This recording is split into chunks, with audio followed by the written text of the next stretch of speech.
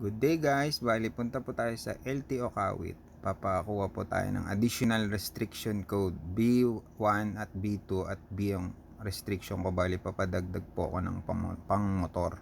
Bali po yung restriction na yan ay yung A. Bali dito po yung driving school. Bali yung pangalan ng driving school ay Alpha Generation Driving School. Bali 1,300 po yung binayad ko. Bali dito naman po yung medical. Bali po yung medical 450 pesos. Check po yung mata, tsaka po yung Ishihara kung tawagin. Bali meron po rin silang doktor diyan na nag-a-approve na po kung pasado po kayo sa Ishihara tsaka sa Bali dito naman po yung practical driving. Bali ang arkila sa motor bali 150 pesos po. Bali dito naman po kung saan po magbabayad ng office po to ng lisensya naman kuhanan. Bali dito po magbayad ng 100 para sa exam ng po dun sa cashier number 5. Bali ito po yung waiting area pag mag-e-exam na po.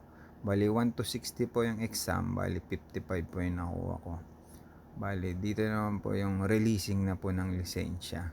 Bali ang nagastos ko po ay 2,325 pesos. Thanks for watching.